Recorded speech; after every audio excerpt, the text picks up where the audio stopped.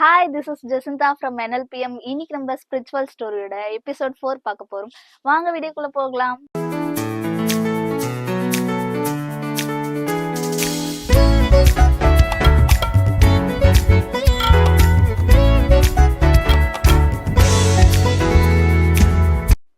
ஒரு பிரைவேட் ஹாஸ்பிட்டல்ல ஒரு ஏழை பொண்ணு நர்ஸா ஒர்க் பண்ணிட்டு இருந்தாங்களாம். அங்க ஒரு பேஷண்ட் அட்மிட் ஆயிருந்தாராம்.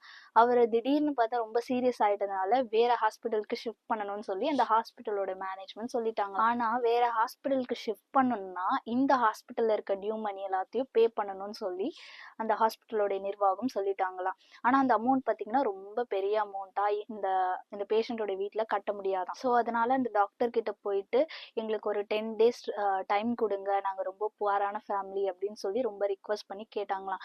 ஆனா அந்த டாக்டர் வந்துட்டு இல்ல நீங்க கட்டி ஆகணும்னு சொல்லி ரொம்ப அடமெண்டா இருந்தாங்களாம். அந்த பேஷண்டோட ஒய்ஃப் என்ன பண்றதுனே தெரியாம ரொம்ப அழுதுட்டே இருந்தாங்களாம். அப்போ அந்த ஹாஸ்பிட்டல்ல டியூட்டி பாக்குற ஒரு நர்ஸ் வந்துட்டு அந்த ஹாஸ்பிட்டல் மேனேஜ்மெண்ட் கிட்ட போயிட்டு ரொம்ப ரிக்வஸ்ட் பண்ணி கேட்டாங்களாம், ஏதாச்சும் பண்ண முடியுமா அப்படின்னு சொல்லி ரிக்வஸ்ட் பண்ணி கேட்டாங்களாம்.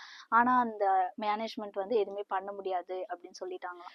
எதுவுமே பண்ண முடியாது அப்படின்னு சொன்னதுனால அந்த நர்ஸ் வந்துட்டு அவங்க கையில இருந்த கோல்டு பேங்க்ல கழட்டி அடகு வச்சு அந்த அமௌண்ட்டை டியூ அமௌண்ட்டை பே பண்ணி இந்த பேஷண்ட்டை சீக்கிரமா டிஸ்சார்ஜ் பண்ணுங்க அப்படின்னு சொன்னாங்களாம். உடனே அந்த ஹாஸ்பிட்டல் நிர்வாகமும் அந்த பேஷண்ட்டை வேற ஹாஸ்பிட்டலுக்கு ஷிஃப்ட் பண்ணிட்டாங்களாம்.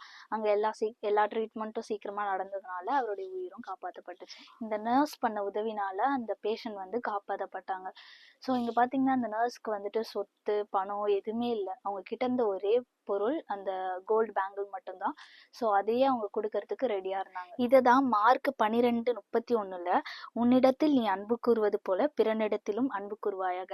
ஸோ நீங்க உங்களை நேசிக்கிறது போல மற்றவங்களையும் நேசிக்கணும். இந்த நர்ஸ் அந்த பேஷண்ட்டுக்கு உதவி செய்யணும்னு சொல்லி எந்த கட்டாயமும் இல்லை. ஆனா அந்த பேஷண்ட்டை நேசிச்சு அவங்களுக்கு உதவி செஞ்சாங்க. ஸோ நீங்களும் உங்களை நேசிக்கிறது போல பிறரை நேசிங்க.